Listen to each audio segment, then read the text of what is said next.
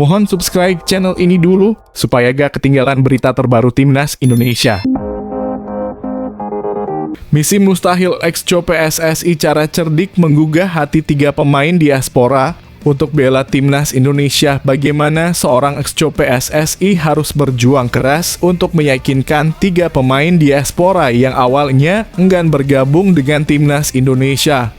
Video ini mengungkapkan kisah di balik usaha keras dan strategi brilian yang ditempuh meski tantangannya hampir tak mungkin terwujud.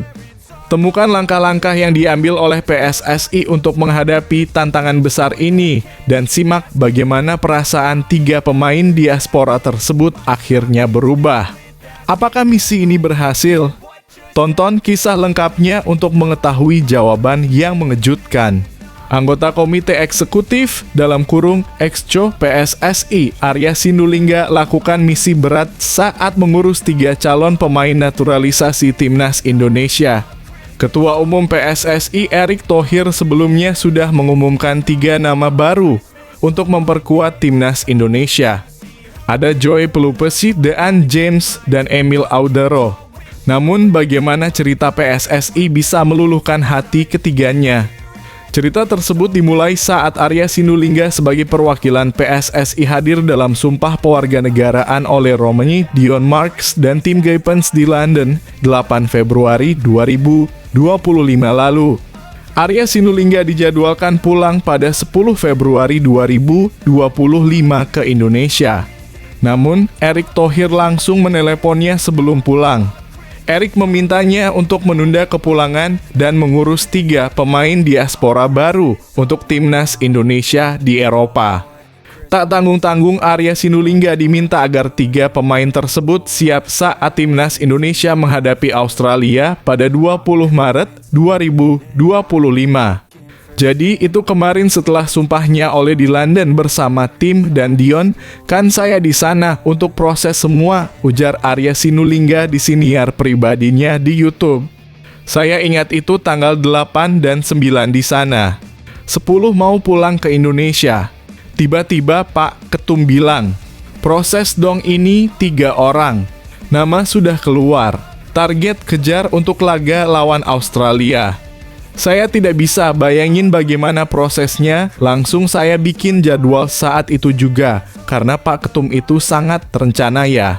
Seorang pemain harus melalui proses MCU, proses ini dan itu, dan sebagainya, pusing ini kepala, lanjutnya.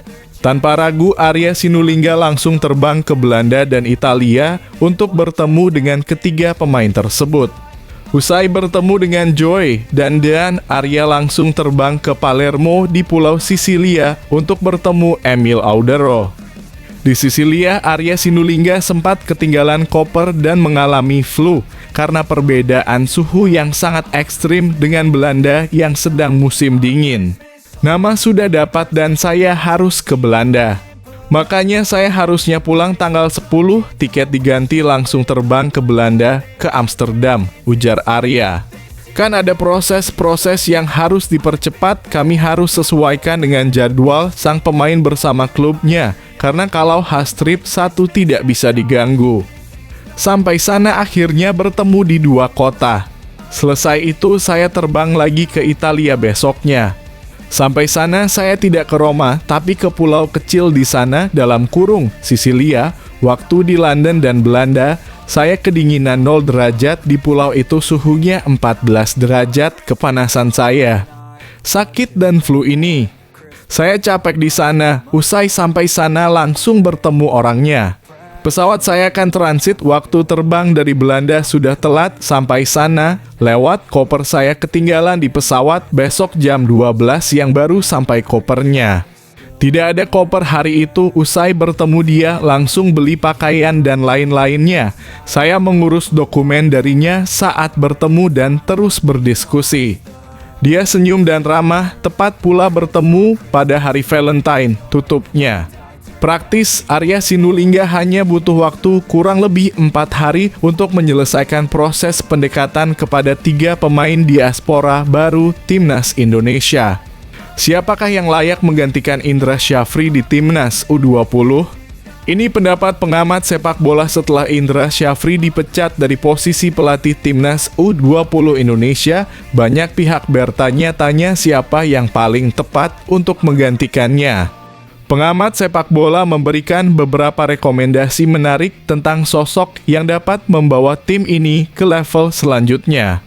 Dalam video ini Anda akan mengetahui siapa saja calon pengganti Indra Syafri serta alasan mengapa mereka dianggap cocok memimpin timnas U20 Indonesia.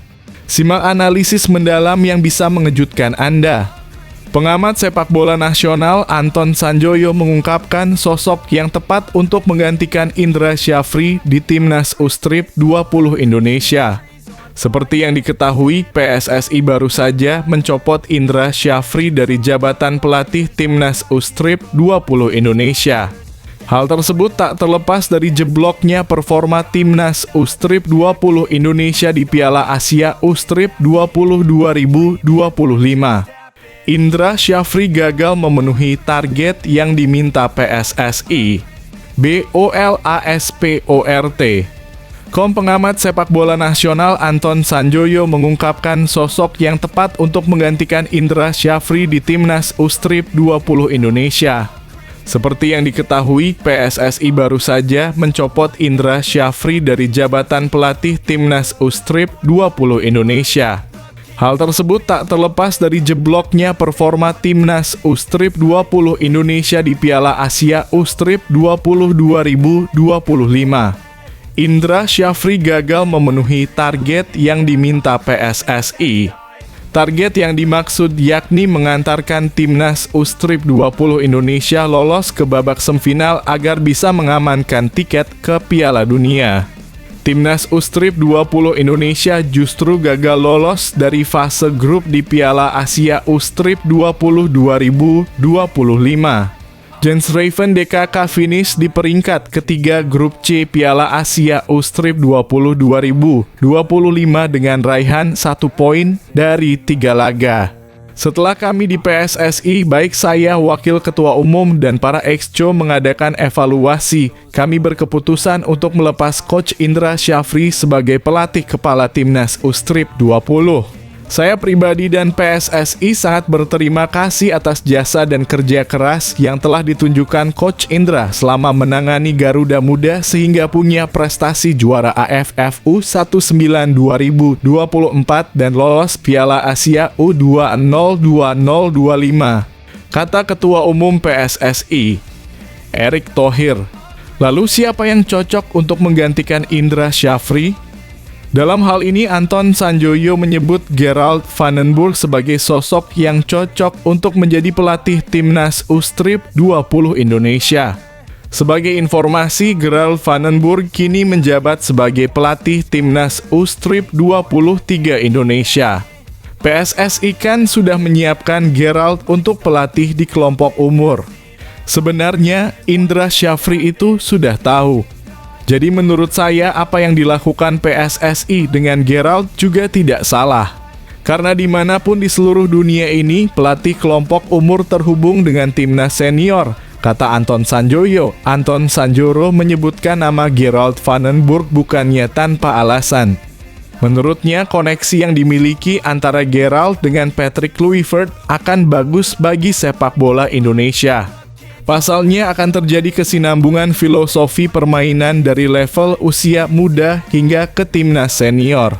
Dalam arti komunikasi berjalan, sistemnya sama. Jadi misalnya Donitri Pamungkas dilatih Gerald, nanti ketika naik ke tim senior yang dilatih Patrick Kluivert. Filosofi sepak bolanya tetap sama dan tinggal melanjutkan, kata Anton Sanjoyo. Apa yang dilakukan PSSI juga bisa dibilang benar kalau menempatkan Gerald atau siapapun yang memang punya keterkaitan dengan Patrick Kluivert dan tim pelatih lainnya. Karena di seluruh dunia juga seperti itu, ujarnya. Siapakah yang lebih tangguh?